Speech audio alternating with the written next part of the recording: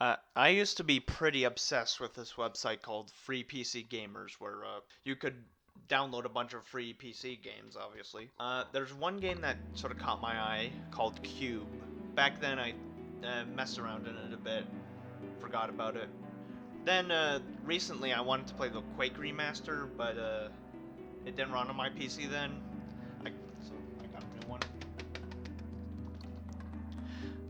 When it didn't run, I remembered Cube, and it's very much like Quake, so I decided to give it a shot to see if it's sort of worth a try.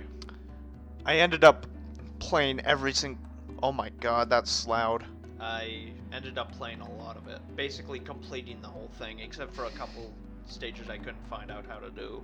Now, the main selling point of the game, it's free, but you know what I mean, is basically there's a level editor. Just like you can press a button, there's a level editor. Now, I'm not really into level editing or multiplayer, so I'm just focusing on single player, but that ended up being kind of a problem for me because I use WASD and it's on E. If you know keyboard layout, that's a lot of oops, I accidentally reset level. Gotta try it again.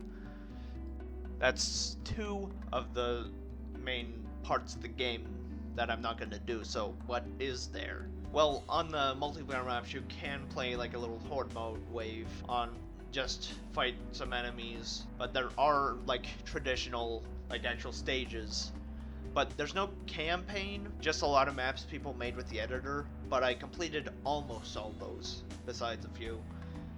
Now, the game controls very similar to Quake, with fast movement, jumping, rocket jumping. Now that I've replayed Quake, I might prefer Cube's physics. The game only actually has 5 weapons, and they're all normal first-person shooter guns for the time. You know, shotgun, machine gun, a rifle, rocket launcher, and then you have a fist if you run out of ammo.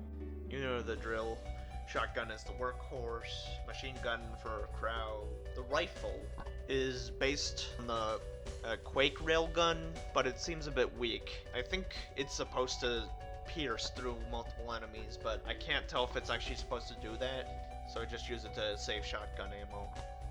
The rocket launcher for taking out enemies close together, and the fist for if you need to save ammo. It actually feels pretty good to use. You actually start off with all of them, but only the shotgun comes with any ammo. There's actually a movement tutorial that shows you how to use strafe jumping, rocket jumping, and rifle jumping.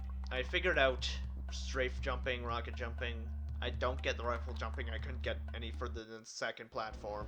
The enemies are more interesting. From the weakest to strongest, there's the Blue Pig Demon. It's basically an ankle biter. It comes, bites you, you can just punch it and it dies. But if you have a bunch of them, it's dangerous.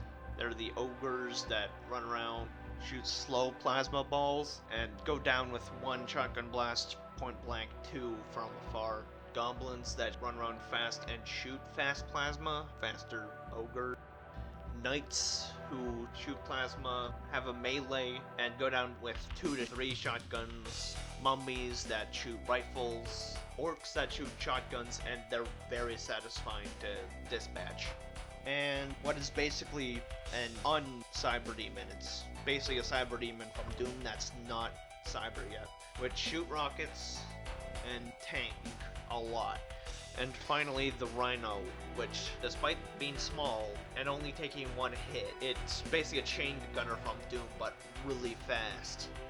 There's also medkits, pills that go beyond 100 HP, armors go beyond 100 quad damage, and the carrot, which is used to signify map triggers and the stage exit, which is kind of weird, but I like it. Although the triggers can just be invisible like normal. I can't really comment on level design because it's a level editor, so the ones they included are pretty good though. There are also a few actual campaigns of a bunch of levels, or a couple levels, put together. One of them made by Jonathan Whiting, which was a name I recognized, although I don't know how. Doesn't seem like he did anything I recognize besides I Am Dead, which I never played, just on a Nintendo game is pretty obviously like a development build in a way. You can't rebind the controls or like change the resolution or put it in not full screen. That's why I didn't just rebind edit. The last build of this was in 2005 for a reason we'll get to. It is open source though. The engine seems interesting. It's apparently not full 3D like Quake, closer to Doom, or sort of 2D, so maybe sort of like Chasm. I only read a little bit, so feel free to correct me. I love the game's atmosphere in a sort of beta or Mario 64 kind of way. You know, negative emotional aura or something. Kind of also reminds me of Serious Sam in parts, especially when it's in Egypt and outdoors. The music's pretty good, but some tracks get grating. So despite the jank, I'd recommend it.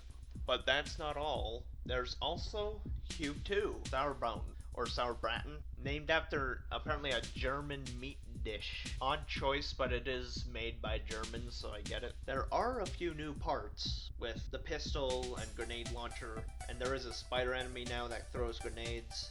There's also like damage numbers. I guess they do help, although it does come with way less levels. Only 4 levels and 2 campaigns compared to like 30 in Cube 1. But this one does have servers that are still running, and there's a co-op level editor. And they added checkpoints. Big improvement, you now have to hold control and press E to activate edit, which is a big help. I don't have much else to say, it's pretty similar, and sadly a lot of the sites where you can download and upload levels seem to be dead. If you can find them and put it in the comment section, I'll pin it. Also, for the levels that I couldn't beat, they are Aegis 1, I know it's Egypt single player, which I couldn't get past the pig room. There's a room with like 200 pigs and I couldn't get past it. I killed all of them, but I didn't know where to go. Stalingrad, where I got to the last few enemies, couldn't find them. The JF SP episode, which might be unfinished, and it chugged, at least on my old PC. And in Cube 2, Missile Pass, where I had to no-clip because an elevator didn't work, and I got in Lost. I got too lost. If I remember right, MP-SP5 in Cube 1 is the only stage where I ended up having to quick save.